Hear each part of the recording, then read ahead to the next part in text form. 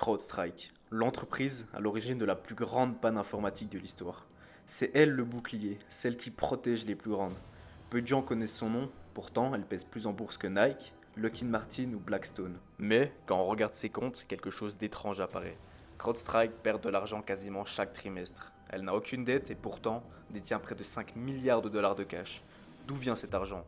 Comment une entreprise non rentable peut-elle accumuler un trésor si conséquent? Derrière cette apparente contradiction se trouve une société au cœur de la guerre numérique mondiale, à la pointe de la technologie et qui pourrait bien devenir le prochain géant d'un marché en pleine explosion, la cybersécurité. Aujourd'hui, on va l'analyser, son business, ses avantages, ses chiffres, mais surtout comprendre ce que fait vraiment CrowdStrike et pourquoi a-t-elle de performances en bourse si exceptionnelles. Bienvenue. We have something called the Bitcoin.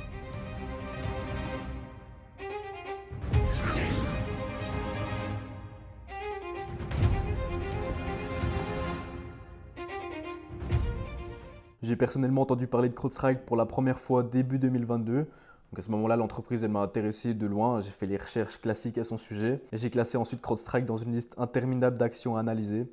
Le temps est passé et 2 ans plus tard, je vois ça. Le 19 juillet, une panne informatique mondiale touchant les terminaux sous Windows, donc aéroports, hôpitaux, etc. Les dégâts sont estimés à plus de 10 milliards de dollars de pertes, ce qui en fait la plus grande panne informatique de l'histoire. Et je vois ça. Une opportunité, un flash crash dans un marché haussier. Donc la chute aura fait plus de 50% au total. Moi, je la vois le premier jour autour de moins 30%. Et ça m'intéresse. Mais toutes les opportunités ne sont pas bonnes à saisir. Donc il me faut en savoir plus. Quel est son business exact, ses parts de marché, sa rentabilité, etc. Je me rappelle que CrowdStrike est dans ma liste. Donc j'ouvre et je reprends ce dossier que j'ai laissé là 2 ans plus tôt. Et je commence une analyse complète qui allait me montrer bien des surprises. CrowdStrike, c'est l'un des leaders de la cybersécurité. Il a pour concurrent d'autres entreprises de la cybersécurité comme Palo Alto, SentinelOne ou des géants comme Microsoft. L'entreprise, elle est née en 2011 de la collaboration d'anciens employés de McAfee, célèbre entreprise antivirus que tout le monde connaît. George Kurtz, actuel PDG et ancien CTO de McAfee, accompagné de Dmitry Alperovitch, ancien vice-président de McAfee, et de Greg Marston. D'ailleurs, j'ai pas trouvé de photo de lui sur internet, ce qui est bien étonnant. Et de cette alliance va naître CrowdStrike. Et ensuite, tout va aller très vite. Grâce à leur solide expérience dans la cybersécurité et à leur choix de construire CrowdStrike directement sur le cloud, l'entreprise prend rapidement une avance. Ainsi, en 2012 sort Falcon, la plateforme phare dont on reparlera plus tard. En 2013, CrowdStrike se fait connaître mondialement grâce à une enquête majeure. En fait, l'entreprise elle identifie 2 groupes de hackers russes appelés Fancy Bear et Cozy Bear, qui sont responsables d'attaques massives contre des institutions américaines. Voilà, il faut savoir que ces groupes ils seraient reliés au renseignement militaire et au FSB, donc au renseignement russe. Ils avaient infiltré plusieurs réseaux gouvernementaux, dont le Pentagone et le département d'État. C'est vraiment des hackers très compétents. Et donc cette révélation de CrowdStrike propulse la société sur le devant de la scène internationale et la positionne comme un acteur stratégique du renseignement cyber. En 2014, on a une levée de fonds dans la foulée de 100 millions de dollars qui est menée par Google Capital et qui vient accélérer fortement le développement. 2 ans plus tard, 2016, cette année-là, l'entreprise l'aide à l'enquête sur le piratage du Comité national démocrate, le DNC. Donc c'était un gros piratage avec un fort enjeu parce que c'était en plein pendant la campagne présidentielle américaine. Voilà, donc CrowdStrike conclut que l'attaque provient de la Russie. Les groupes de hackers avaient volé des milliers de courriers internes destinés à influencer l'élection américaine. Voilà, c'est quelque chose qui se fait énormément, surtout du côté russe. Et c'était toujours d'ailleurs Fanzibir et Kozibir. Ce rapport, il fait le tour du monde, il assoit définitivement la crédibilité de CrowdStrike auprès des gouvernements et des grandes institutions. Et à partir de là, la croissance, elle devient exponentiellement impressionnante. En 2019, c'est l'IPO. CrowdStrike entre au Nasdaq sous le symbole CRW à un prix d'introduction de 34 dollars. Donc le titre il bondit de plus de 70% le premier jour. Ça valorise la société à plus de 11 milliards de dollars.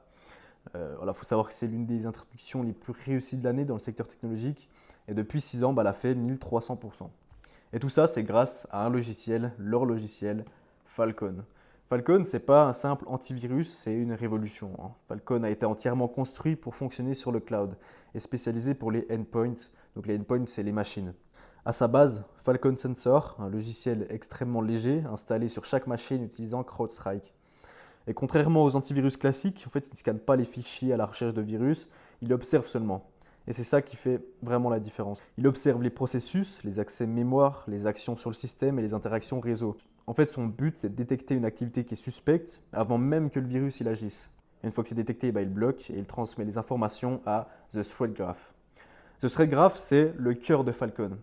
Il est entièrement dans le cloud et il agit comme un cerveau collectif. C'est l'endroit où les Falcon Sensors envoient des trillions de données issues de millions d'appareils corrélés en temps réel.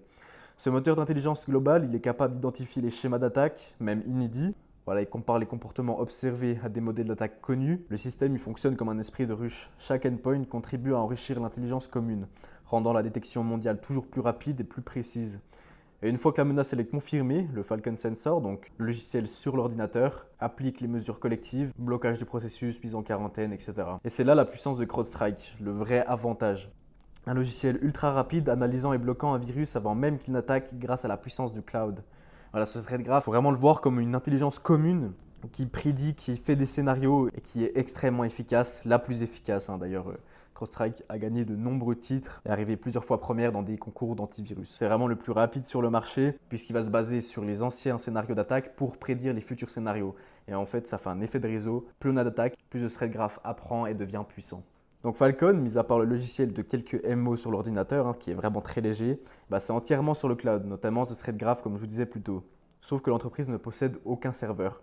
Tout est sur AWS, Amazon Web Services. Donc voilà, ils en sont totalement dépendants. Mais c'est ce qui a permis leur succès, ça a permis un développement ultra rapide, donc pas besoin d'investissement lourd pour entretenir les data centers, etc. Amazon gère tout ça. Voilà, il faut savoir qu'à l'origine, AWS c'était un side project d'Amazon. Il a été créé en 2006 et il était destiné à héberger Amazon.com, donc la marketplace. Et quand on voit qu'aujourd'hui ça représente 70% des bénéfices d'Amazon, ça aurait été un side project ultra rentable. Il y a des millions d'entreprises dessus. Par exemple, Netflix paye des dizaines de millions par an pour héberger son infrastructure. Et malgré la concurrence avec Amazon Prime, Amazon n'a jamais mis fin au partenariat. Le cloud est tellement rentable que c'est le cloud d'abord. On retrouve aussi Disney+, la NASA, Coinbase, Spotify, Pfizer, etc. AWS, c'est 32% des parts de marché du cloud en 2025. Un tiers de l'Internet mondial est sur AWS et dépend d'Amazon. Donc voilà, c'est des énormes data centers comme ça. Donc il y en a plein autour du globe, il n'y a pas que ceux-là. C'est vraiment monstrueux. Voilà, faut savoir qu'au total, ces data centers d'Amazon consomment au total en un an autant qu'un pays comme le Portugal. Faut se rendre compte du chiffre, c'est énorme, c'est impressionnant. Et le gros avantage à être sur AWS, c'est qu'Amazon promue activement CrowdStrike auprès de ses propres clients. Les équipes commerciales d'AWS recommandent Falcon comme solution de sécurité pour les entreprises qui migrent vers le cloud. Et le logiciel est directement disponible sur l'AWS Marketplace, ce qui permet de l'acheter et de le déployer en un clic sur une infrastructure Amazon. Cette alliance, elle donne à CrowdStrike une visibilité qui est mondiale et une crédibilité qui est immédiate, tout en offrant en plus de ça à Amazon Web Services une solution de cybersécurité haut de gamme qui est intégrée à son écosystème. Gagnant-gagnant. Et c'est cet ensemble entre partenariat stratégique et efficacité qui a permis à CrowdStrike d'exploser. Ainsi, avec tous les avantages qu'on a vus juste avant, en fait, on devrait trouver dans le compte de résultat, on devrait s'attendre à trouver des chiffres hallucinants. Non, pas au premier abord, mais voici l'importance de creuser et en fait pas se fier aux chiffres que l'on voit immédiatement en premier. Tout d'abord, le chiffre d'affaires, on voit qu'il augmente très bien. Depuis plus de 10 ans, voilà, ça croît chaque année. Donc la croissance baisse, bien évidemment. Voilà, on était à plus de 100% de croissance avant 2020. Pour l'année 2024, on voit qu'on a fait 30%. Bon, c'est normal, la croissance, au fur et à mesure que l'activité se développe et arrive petit à petit à maturité, ça baisse. Il y a encore de la marge. Mais elle ne peut pas faire 100% tous les ans, vous comprenez, sinon ça deviendrait très vite l'entreprise générant le plus d'argent à l'année au monde. Voilà, on voit que même pour CrowdStrike, ça n'a pas été un problème. Le Covid, en 2020, elle a fait plus 80% par rapport à l'année précédente, c'est top. Sauf que quand on regarde au niveau des bénéfices, des revenus nets, ils sont toujours négatifs. Voilà, il n'y a pas une année qui est positive, mis à part 2023, qui a généré 90 millions de bénéfices. Comparé au déficit des autres années, voilà, c'est très très peu. 2024, on était toujours en perte de 20 millions de dollars, donc ce n'est pas des pertes qui sont excessives, mais vous comprenez qu'en fait elles ne passent pas le positif. Alors pour comprendre comment on passe du chiffre d'affaires au revenu net, il faut voir les dépenses. Donc pour ça, on a d'abord les COGS. Les COGS, c'est le coût des marchandises vendues ou le coût des services rendus. Tout dépend si l'entreprise vend des produits ou des services. Pour le coup, là, c'est des services. Donc pour CrowdStrike, ce n'est pas les COGS qui mangent les bénéfices de l'entreprise. Voilà, c'est un quart. Voilà, on est à presque 1 milliard pour 4 milliards de chiffre d'affaires. Voilà, on est à un quart du chiffre d'affaires qui est dépensé dans le coût des marchandises vendues. Le coût des marchandises vendues ou le coût des services rendus, vous avez compris, c'est toutes les dépenses qui sont liées à l'activité principale de l'entreprise pour qu'elle tourne en fait. On ne peut pas réaliser ce chiffre d'affaires sans ces dépenses. Donc pour CrowdStrike, ce n'est pas un problème. Voilà, un quart du chiffre d'affaires qui est dépensé dans le coût des services rendus, c'est dans la moyenne des autres entreprises de cybersécurité. La réelle grosse dépense, c'est les dépenses d'exploitation. Les dépenses d'exploitation, c'est les dépenses qui sont liées à la croissance de l'activité. Donc on voit que pour CrowdStrike, c'est les 3/4 du chiffre d'affaires qui partent dans les dépenses d'exploitation. Donc pour une entreprise qui est jeune, qui est sur un marché en croissance, c'est totalement normal, c'est même rassurant qu'elle dépense autant pour sa croissance parce que sinon elle ne pourrait juste pas en fait, croître comme ça chaque année. Ce chiffre d'affaires, il croît chaque année parce que CrowdStrike dépense aussi de plus en plus chaque année dans ses dépenses d'exploitation. Donc voilà, dans les dépenses d'exploitation, on retrouve la recherche et développement qui est très important pour une entreprise comme CrowdStrike parce que la technologie, c'est le cœur du métier, elle ne peut pas se faire dépasser technologiquement. En fait, il faut vraiment qu'elle reste toujours à la pointe parce que si une autre entreprise arrive avec une technologie plus performante, en fait, les clients ils vont juste aller chez le concurrent. Et ensuite, on a pratiquement 2 milliards de différents frais de vente, etc. En fait, tout l'argent qui part dans le développement et l'acquisition de nouveaux clients, notamment les dépenses en marketing, les dépenses administratives, etc. Donc voilà, 2 milliards, pareil, ça reste un ratio qui est cohérent avec le reste du marché. Mais ce qui est encore plus incroyable avec CrowdStrike, c'est qu'on regarde le bilan, en fait, on voit qu'elle a très très peu de dettes. En général, les entreprises de croissance comme ça qui ne sont pas rentables, elles utilisent la dette pour se développer. Or, CrowdStrike, on voit qu'en dette à court terme, voilà, 13 millions, enfin, c'est vraiment rien. Et en dette à long terme, elle a 775 millions. Donc il faut savoir que les 700 millions, c'est très peu par rapport à toutes ses dépenses. Voilà, on voit qu'elle a 4 milliards de dépenses, elle dépense tout son chiffre d'affaires. Donc j'explique plus les détails de pourquoi elle a cette dette dans l'analyse complète qui est disponible sur Discord, qui est une analyse vraiment dense. Dans cette vidéo YouTube, on fait surtout un aperçu, un tour d'horizon. Et ce qui est toujours étrange quand on regarde du côté du bilan, cette fois du côté des actifs, on voit qu'elle détient 4 milliards de liquidités équivalents. Donc voilà, là c'était en janvier 2025. Au dernier bilan qu'elle a sorti au dernier trimestre, c'était presque 5 milliards. Cette somme, comment on l'explique? Voilà, elle a de la dette, ok. Voilà, elle a de la dette, ok. Mais sinon, à part ça, en fait, elle ne fait pas de bénéfices. Donc, comment elle a pu accumuler autant de cash? C'est la grande question. En fait, tout simplement, il faut comprendre la comptabilité, ses secrets. En creusant dans les rapports, on se rend vite compte que son déficit, il est seulement comptable. Qu'est-ce que c'est un déficit comptable? En fait, c'est un déficit qui est seulement illusoire, entre guillemets. Quand on regarde la nature de ses dépenses, on découvre qu'une bonne partie n'est pas payée en cash. Il s'agit de rémunération en actions. Au lieu de verser tous les salaires en devises, comme le dollar, l'entreprise elle attribue une partie sous forme d'actions ou de stock options. C'est une pratique qui est courante dans la tech. Ça permet d'économiser la trésorerie tout en fidélisant les talents, puisque les employés deviennent actionnaires et ils profitent de la réussite de l'entreprise. Voilà, parce que si un employé est aussi actionnaire, il détient 0,02% de l'entreprise, et si l'entreprise elle grossit, elle performe en bourse parce qu'elle a fait des super résultats, il va gagner de l'argent et donc ça va le motiver encore plus. Et comptablement, en fait, ces attributions elles sont enregistrées comme des charges dans le compte de résultat, ce qui réduit artificiellement le bénéfice net. Ce que vous comprenez, ça reste quand même de la valeur qui sort de CrowdStrike, mais ce n'est pas de l'argent réel. C'est juste la valeur d'entreprise, c'est du capital, c'est des actions. Et donc, il faut bien les noter quelque part, on ne peut pas juste les faire sortir comme ça, donc on y note quand même dans le compte de résultat, donc ça fait une charge, mais ce n'est pas une réelle sortie d'argent. Et on le voit très bien dans le cash flow.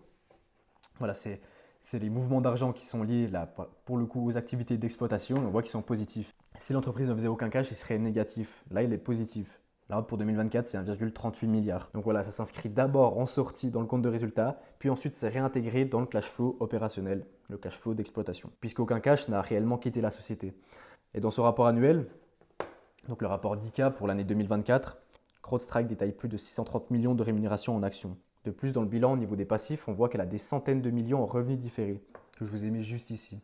Qu'est-ce que c'est un revenu différé? En fait, imaginons qu'une entreprise elle paie 1 million de dollars pour un abonnement Falcon d'un an, le 1er janvier. CrowdStrike, ce qu'il fait, c'est qu'il encaisse immédiatement le million. Donc ça fait un cash positif, une rentrée d'argent, donc ce qui s'ajoute dans ses actifs, juste ici, mais aussi qui s'ajoute ici, dans les passifs. Parce qu'elle a l'argent, mais elle va devoir ensuite la reconnaître. Elle ne peut pas enregistrer directement pour le mois de janvier une rentrée d'argent de 1 million de dollars. En fait, ce qu'elle va faire, c'est qu'elle va reconnaître qu'un douzième chaque mois. Donc voilà, 1 million sur 12 mois, ça fait grosso modo 83 000 dollars par mois. Et en fait, chaque mois, elle va rentrer 83 000 dollars de revenus. Pour revenir à la rémunération en action, ça permet de se développer sans brûler son cash et sans s'endetter et utiliser par exemple le cash qu'elle a donc en stock pour des acquisitions stratégiques. Donc par exemple une autre opportunité d'entreprise, voilà, il y a une entreprise qui est dans le domaine de la cybersécurité qui pourrait être complémentaire à CrowdStrike et qui est en train de chercher un acheteur, et CrowdStrike elle peut vite saisir en fait cette opportunité avec ce cash. Sauf que vous vous posez peut-être une question, c'est qu'à force de rémunération en action, en fait les autres actionnaires se font diluer. Et oui, c'est le cas et c'est un risque. Depuis son IPO, la dilution cumulée de CrowdStrike est d'environ 15 à 20%. Donc ça représente 2 à 4% par an selon les périodes. Alors c'est pas mal, mais c'est pas encore inquiétant, surtout pour une entreprise qui est en forte expansion comme CrowdStrike. Par contre, il y a un indicateur qui est à surveiller de près, c'est si la rémunération en action elle est restée à ces niveaux une fois l'hypercroissance passée. Alors, ça pourrait très vite devenir destructeur pour les actionnaires à long terme. En conclusion, CrowdStrike c'est une entreprise qui est particulièrement intéressante dans le contexte actuel. IA, cybersécurité et cloud, ces trois marchés qui sont en pleine expansion. C'est porté par des besoins structurels qui ne devraient pas faiblir à moyen terme. Là où beaucoup d'entreprises de croissance s'endettent lourdement et deviennent dépendantes de la confiance des marchés, CrowdStrike, elle a su conserver une trésorerie qui est abondante et utiliser ses actions comme un levier stratégique pour motiver ses talents, financer sa recherche et développement et saisir de bonnes opportunités sans fragiliser son bilan. C'est un très bon point. C'est une société qui est volatile, elle a un bêta qui est supérieur à 1, il doit être à 1,50 il me semble de mémoire, et qui est en plus performante. Donc c'est idéal pour une approche de stock picking à court ou moyen terme, comme celle que j'ai adoptée qui m'a offert de belles performances. Ou d'ailleurs, j'ai pu profiter d'un bon momentum et de l'opportunité qu'offrait le marché en juillet 2024 pendant le flash crash. Donc, ce n'est pas du tout un conseil d'investissement, je vous partage juste ce que j'ai fait et pourquoi je l'ai fait. En revanche, à long terme, pour ma part, je resterai plutôt réservé. Voilà, la concurrence, elle est intense, les besoins en recherche et développement, ils sont colossaux et CrowdStrike, elle ne possède pas un moat, comme dirait Warren Buffett, durable. Voilà, elle a plusieurs avantages sur ses concurrents, mais je ne pense pas que c'est un avantage compétitif qui est bien durable sur des décennies, qui lui garantirait du coup une domination incontestée. Ainsi, je préfère ne pas inclure CrowdStrike dans mon portefeuille qui est réellement long terme sur plusieurs décennies. Si ce passage en revue t'a plu, l'analyse complète sous format PDF, elle va sortir très bientôt sur mon groupe Discord où tu trouveras l'analyse complète d'une dizaine d'autres entreprises avec des analyses aussi macroéconomiques, une communauté avec des échanges journaliers. Voilà, je t'invite à rejoindre, le lien est en description. En tout cas, n'hésite pas à t'abonner, à lâcher un like, ça m'aide vraiment beaucoup. Je te souhaite une bonne journée, un bon trading. Ciao.